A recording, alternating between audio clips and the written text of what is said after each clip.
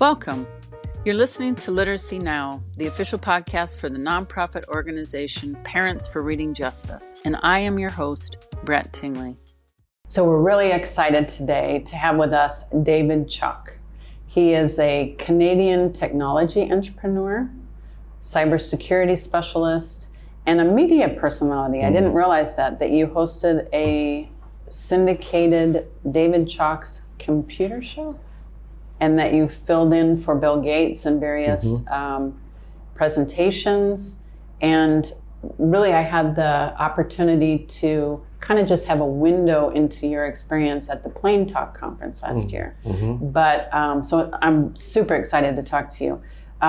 Is there anything you would like to tell us about anything I missed? No, I think you covered quite a bit. I learning disabled, obviously, that's how all this came about.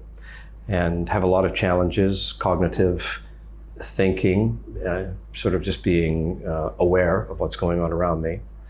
And so sometimes people think I'm slow because of that, but I think one of the reasons it drove me to do what I do, to become an entrepreneur and a business person, because I couldn't really work for anyone. And I loved it, but I still have all the challenges of someone with severe learning disabilities, acute dyslexia, and as I've been told, about 20 other cognitive dysfunctions, we'll call it, but I cope. Well, but listening to your story, it's extraordinary what you have done.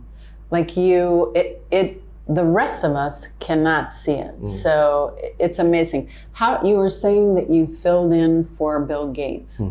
So what was that? What did you do for him? That was a long time ago, but I actually purchased a company from him at one point that he owned in the early days. It was a computer company that he sort of had investment in, and I bought him out of it.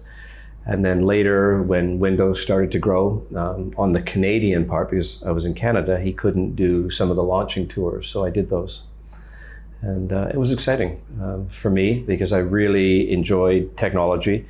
I think what I could add to what you were saying before is we have this thing about normal. I used to want to be normal, but we wonder what normal is. And really, I think for most people that do things that change their lives and other people's lives, it comes from pain, fighting something that you have to deal with yourself. So my entire career, business career in life has always been about fighting my pain, my demons, my anxiety. And out of that, you tend to be an overachiever. And that's how everything I've done came about. Yeah, working 2 or 3 or 4 times as hard as basically to compensate. Everyone else. Yeah, and then you tend to realize that normal, and I say this respectfully, is a pretty easy thing to beat. So the moment you apply, and this could apply to anyone, that when you accept that you're going to have to do something to get ahead in life, you realize the world isn't conspiring against you, and you just launch. So for most people, it's, well, I don't know what I'm going to do. It would be hard or difficult, and people build a wall around that. And for people, especially with learning disabilities, we don't have a choice. You may have heard at the presentation that upon graduation, I was called into the counselor's office and told that I would probably end up in jail or dead, that people like me don't have a life or a future. And true for many. I was supported by my mother. I didn't do well in school, but that was only because I couldn't read, and nobody ever checked on that. Upon graduation, when I got control of my own life, accelerated. It wasn't that I could read or not that I didn't need to read. It's just that it wasn't about that. I used my mind and creativity and developed whatever I needed. And I wasn't under the control of an infrastructure that said it must be this way, you must memorize. Rote memory is what I couldn't do. As soon as I was free to do what I wanted to do, accelerated. Well, and the judging and the compartmentalizing and you're this and you're that. There's an analogy that some parents that I know use, that a kid who's struggling to read is like a little sea turtle. And when they hatch, they're struggling, they're fighting to get to the water. And when they finally get to the water, they just fly. And if you can get them out of kind of the traditional school where they are told they're this or they're not trying or whatever, and they can get out on their own, they can do what the world's your oyster. Yeah. That's what I found. You talked about being a pilot. That was another interesting story. How did you come to become a pilot? It was something in me. I can't actually recall right now. I have challenges remembering sometimes, and it's always the truth, but I can't always remember. Many years later, just in following what you said, Dyslexia, there was a book, and I don't remember it. I didn't really read it. I skimmed through it one time, and it said that the dyslexic mind, especially one that hasn't learned properly reading, it didn't mention reading at the time, tends to gravitate to a few sort of careers. And there were 5 professions in there. I've actually done all 5. And it was airline pilot, entrepreneur, architect, engineer, and in the performing arts. So I wanted to be an engineer, and math was my exception. I can do it incredibly well. I wanted to be an architect, but could not pass the entrance exams, but I challenged them, and I designed a few houses, and they won awards just on my own. Started my own business when I was 23 years old, created my own TV production company, and was the pilot. So the day I saw that book and they said, this is the tendencies of the mind, I realized I wasn't even in control of anything. Here I had gone into all 5 of those areas, realizing after that that's what we gravitate to. So for flying, what I can understand from it is spatial orientation, that my mind can see in 3D.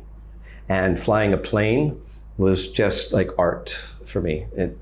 I loved aerobatics. I learned dogfighting. I wasn't in the military, but I learned civilian dogfighting. The challenge was, when I became an airline pilot, I only lasted a year because I went stir crazy. Once you've learned to fly and come over all the challenges and what you would have to do in an emergency, when you're flying commercially, there are no challenges. It was sitting there for 12 hours and my mind just racing. So I actually gave up on the career completely, walked away. So you're essentially too smart to be a pilot. Like, it was boring at Some that would point. say that, yeah, because I can think my way out of a lot of situations, but I can't.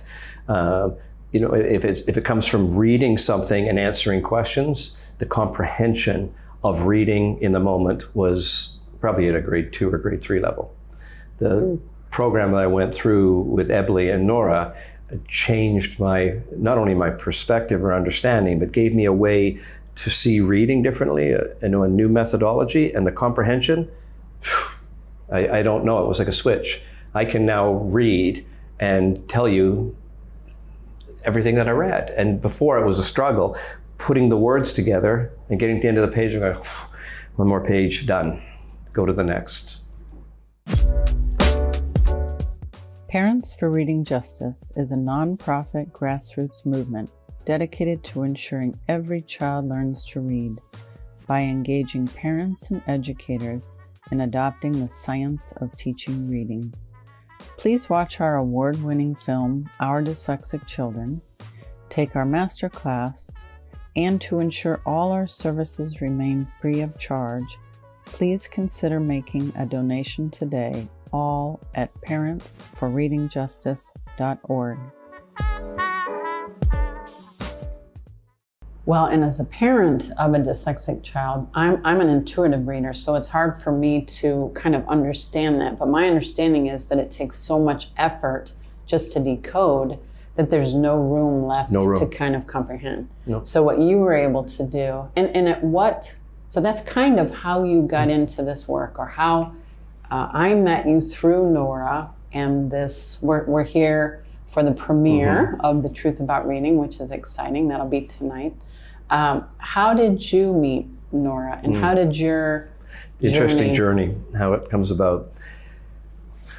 I guess about 35 years ago, I met a lady, Fran Thompson, who was doing a documentary of her children on dyslexia.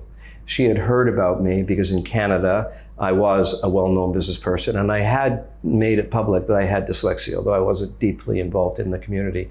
She approached me, talked to me. I was going to be part of the documentary, but then they realized it would just go too deep in another direction if I was going to be included in it. But we remained friends for a while, and then I lost track of her for 30 years. When COVID hit, I lost my current career, which was keynote speaking and coaching businesses. So keynote speaking, travel, and coaching businesses, I had to go to them. So I went to zero income at the beginning, and I fell into a slight depression because with my mind not believing that it really has any transferable skills, because I'm self-taught in everything, I had this moment where I said, oh my God, what am I going to do? And this thought came, that woman I met, maybe she could help me read, and maybe I could do something. It took me 3 or 4 months to track her down. Nobody could find her. Her name had changed.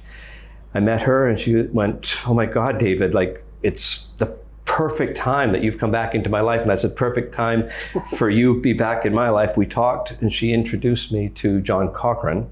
Yes. On the phone.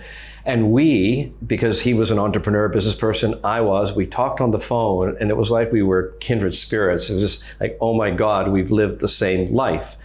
And he said, would you be willing to be involved in a program that would film you about your reading and possibly be a documentary? Well, because my way of being is damn torpedoes, just do whatever you've got to do, I said yes. I flew to Michigan in the middle of COVID. I was the only one on the plane. Hardly any flights were leaving the airport. I had to get government clearance to leave the country. And we filmed it. And that's how I met Nora. And 6 days of filming, I did not believe it would be possible. I went in one day, I got tested on my reading and comprehension.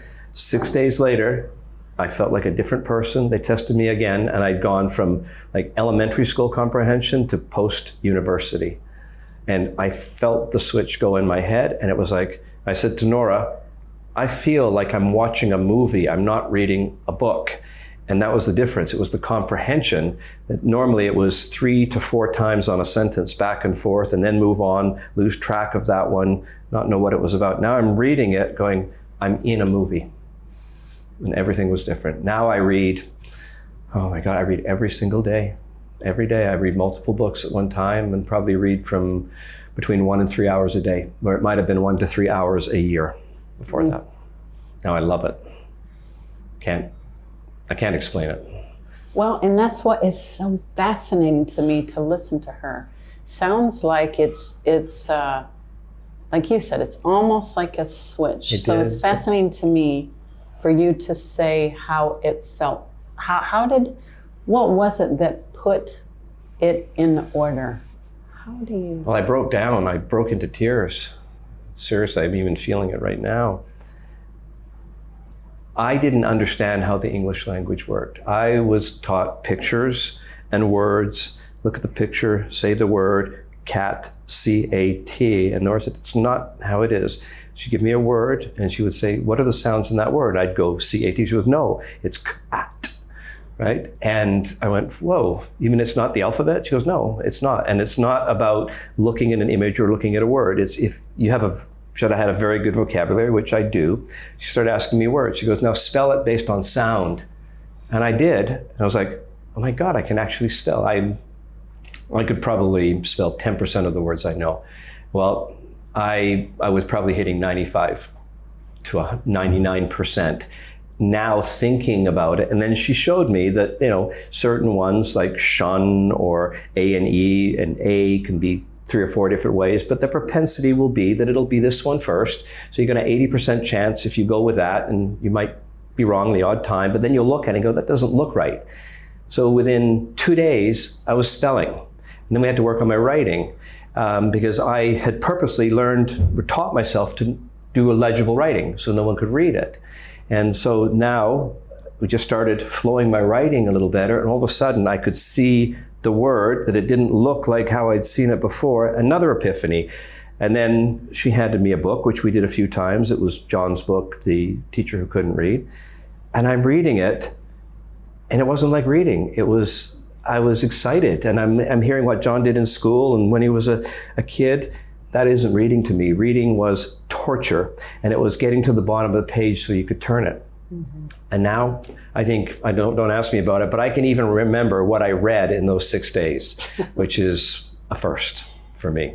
So long way around, but that's how I met Nora. That's how it changes. And it truly is a mental switch that goes off. You are not the same person after. It isn't about time. It's about seeing it from the other side. And that's what happened to me. Well, and I've heard the term like breaking the code or laying out the code. She just kind of gave you the secret, the few secrets that laid it out. I said to her, Nora, this is like a secret code. I can do math. I understand physics and everything. You just gave me the code to the English language. I can read. No one had ever told me. Unbelievable. Yeah. It wasn't about reading. It was about understanding that words are the positioning of language onto paper for extraction later. So if you know how to encode it onto paper, you can pull it off and read it. But when you're only taught that this is what's on the paper and try and understand it, no, I need to know how it got on the page. What was the coding that got it down there? Know that, you can read. That's amazing. That's the first time I've kind of understood the difference. That's what it is.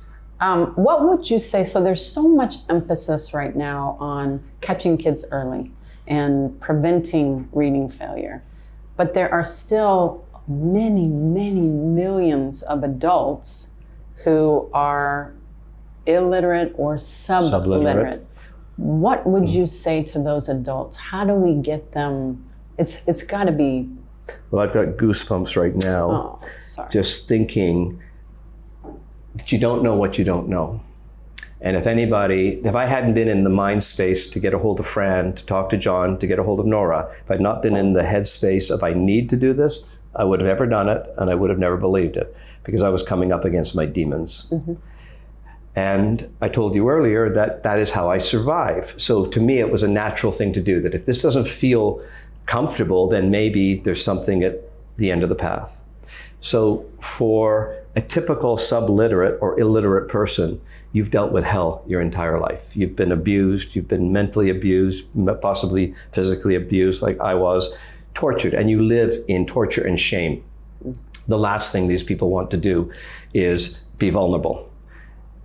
That's what I did by going in the documentary to help other people. So if you ask me what I could tell other people, it's that documentary is me dealing with my shame and proving what's possible, even though I went into it not knowing. But the evidence is right there, and it's tested, that their lives could be the life they dreamt of having, from that little child, little girl or little boy that was 5 years old, that saw the world turn on them and have lived through hell their entire life, tortured mentally.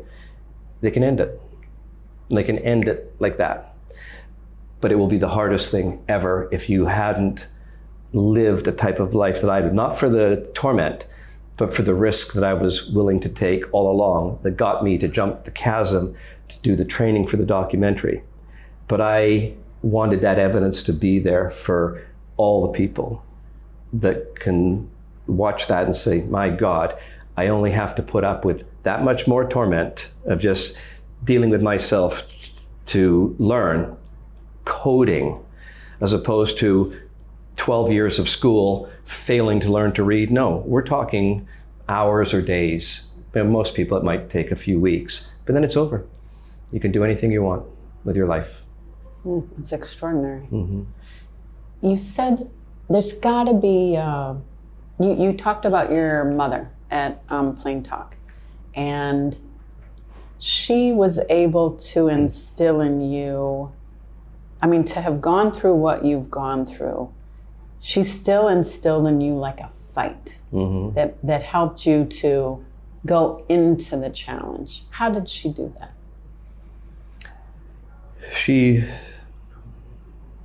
We were from England, and my mom was a child during the war. And she learned survival. Her neighborhood and families were bombed and killed, and she went through it all. And her mother taught her to believe that you can survive and you can be and do anything you want to do. And her dream was to one day leave England and come to Canada And she got it when she was about 5. And it wasn't that she had to think about it all the time. She just implanted in her head it would be a possibility. And when she had children, she would bring them up in a country that gave them the opportunity to be anything they wanted to be. In England, it's not the caste system of some countries, but it's a social structure. Mm-hmm. We were probably destined to be, in the lower class. But when we were in school, my brother and I, who has similar things, it's hereditary, she saw us failing, but instilled on us that that's an education system that has an outcome base and a way of doing it.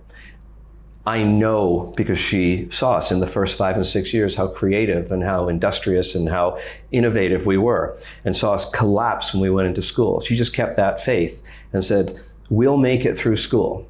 And when you graduate, the world is yours. And she knew it. And so she helped my brother and I through school. She coached us. She didn't understand what she was doing. She didn't know how to teach us to read. She didn't know what was reading. We had never heard the word dyslexia or learning disabilities. We were just the dumb kids put in the back or in the side rows. It was pretty bad. And anyone watching this who's ever gone through it knows that is a scar. It takes the time to go. But she said, aside from that, it is what it is. But we will make it through. And when you come out the other side, you'll be able to do what you want. And when I came out that other side, my brother and I, we saw that regardless of whether we could read or whether we'd got a good education, she instilled on us the fact that it was what get out of your head, be creative, do what I know you can do, and don't let the stories in your head stop you from getting the future that you want.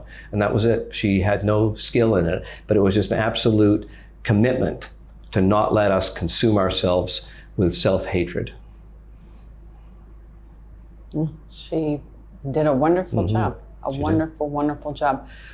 Something else that struck me when you spoke at the conference was you talked about the PTSD and really physical manifestations that I think are becoming more talked about now. Mm-hmm. At first it was just dyslexia or struggling to read, but there's a whole socio or emotional piece that goes with that. And I had never heard anything as drastic as your story. Yeah, I guess, when was it? I've even lost the time frame, but it was shortly before this all started for me with Nora. The stress of everything finally got to me. And when I say finally, it's that I had suppressed it for many years. PTSD, anxiety, self-loathing at times, but still pushing ahead. Well, when COVID started and everything came to a head, my stomach ruptured and my colon burst, and I went completely sepsis, which is, complete contamination of the body. I passed out on the floor. Somehow I woke up about 20 minutes later, called 911. They got me to the hospital, and the doctor said 2 things. One, you're on borrowed time because nobody ever wakes up from the rupture that you've had. Something woke you up and you are here. The second thing is, what's your life been like? Have you had incredible stress? Because what we see in your stomach is an eating away from acid and from, I'm having a mental block right now, but from cortisol, right? That is the leftover of those feelings you get when you have stress and anxiety. Well, it literally eaten the lining of my stomach. And as things were getting more stressful, as I was trying to figure out how I'm going to survive financially, the final thing popped. And I was in hospital for a month and a half, no food or water, no eating, on intravenous. And there was probably 70% of that time I didn't know if I was going to make it. And they said, that is what you need to know is the byproduct of stress and anxiety in life.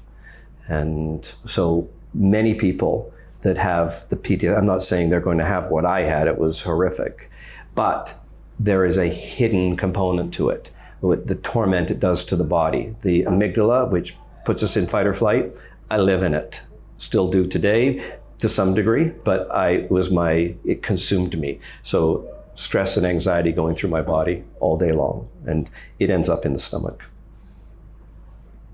So you still feel the anxiety. But it's better now? Yeah. It isn't anxiety from fear of what is going to happen or what I'm doing. It's repetitive, sort of like stress injury of just a thought will come into my head. Cortisol release into my body, anxiety, shaking. I have to get out of my head, conscious raising exercises, breathe, and then I come back down again. So for the last few years, I've been dealing with it. I'm doing well. But that is 60 plus years of living in a body that lives off fight or flight.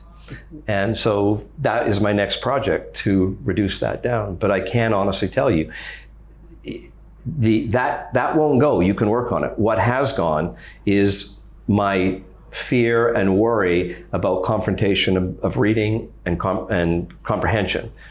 I'm totally okay with that now. But the psychological damage that occurs from all those years, that's still there. It's hard to unwind. But it's sure going away quick. Yeah. Do you meditate? Is that what you mean? I do it differently. I meditate by being conscious of my thoughts. So before, I would spiral down a rabbit hole and, maybe 2 hours later go, whoa, how did I get like that? I'm thinking of all the, terrible things that could happen. Now, probably within between 1 and 5 seconds, okay, mind, stop that. I'm not my thoughts. I can be consciously aware of what I'm thinking, and I can pull back without thinking about it and just go, that's interesting. Look at that place I would have gone. I pull back. And meditation is really being out of your thoughts. Mm-hmm. And so because my brain goes too fast, my mind says, you can't meditate. So I'm going to beat you in another way. I'm just going to observe you. And as it tells me what I can't do, I go, interesting, because that's not me. That is the mind trying to keep me trapped in a way of being, to have me helpless. And I'm so practiced now at realizing there's the who I am, and then there's this mind that keeps pushing me back to the way I was. So it's a kind of a yin and yang thing. But the meditation, spiritual meditation or breathing or anything, is get out of your thoughts, be clear, be present, and don't go down those paths of what you're thinking. And yes, all day long, every day. Now, pop back, pop back, pop back. We were at a comedy show a couple nights ago here in LA, and the one lady was so funny. She was talking about having multiple personalities, and she said, there's the me who knows what I can be and knows who I want to be, and then there's that mean, grumpy one holding me back, and I have got to get rid of that. So separating and being aware is what it is. Conscious awareness that the mind is there over evolution to protect us, to have us try and be somewhat aware of the environment, keep us out of danger, along with the hormones that come from the amygdala. But over time, it became this tormenting tool that keeps us trapped. And the moment we can separate ourselves from our thoughts, accept the good ones, be present, and if you need a thought, use your mind, but don't let it use you. So for my childhood, my mind used me all the way through, and then I learned to read, and then I realized, okay, now that that's over, what's this other thing that's causing me all this torment? My mind. I gotta just get that out of the way. Separate, like the woman said, and I am so aware. I can see, incredible, look at those thoughts. You would have just eaten yourself alive. Now I can watch them like a movie, like reading a book. Yeah. We're running out of time, but I had just a couple other things. So this podcast that we're developing is really for parents. So what advice would you give to parents of a struggling reader? How could you help them, or what would you tell them? By the mere fact that they're a struggling reader under the instructional and education system that we have today means they're falling through the crack. But more than likely, the reason they're falling through the crack, not more than likely, but a good possibility, is learning disability or dyslexia. Dyslexia, while it has many negative factors to it, is also a gift, and I would never have said that many years ago. But the fact it forces the brain to the right-hand hemisphere, which is the very creative side.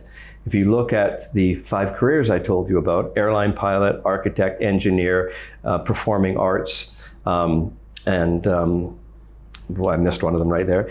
They are all about creativity, every one of them. So when you have a child that is having difficulty reading, know that inside of them there's an incredible ability. And if you nurture whatever it is they enjoy, arts, creativity, painting, drawing, thinking, acting, which is sometimes called acting out because they tend to do that if they can't get the attention. But just rejoice in all those things and comfort them and love them for that, and understand that if reading is taught to them as a code, they've probably got an opportunity in life better than a normal person. That's the magic. That's very well said. Thank you. Thank you. Literacy Now is a podcast designed specifically for parents in our effort to ensure every child learns to read. Parents deserve a seat at the table, and we bring their voices to the fore. We invite you to join the Parents for Reading Justice community on all of our socials, and make sure to visit our website to watch our documentary and to take our masterclass. All of our content is free of charge because every child deserves to learn to read. This episode was brought to you by parentsforreadingjustice.org, produced by Brett Tingley and Keita Mascaro.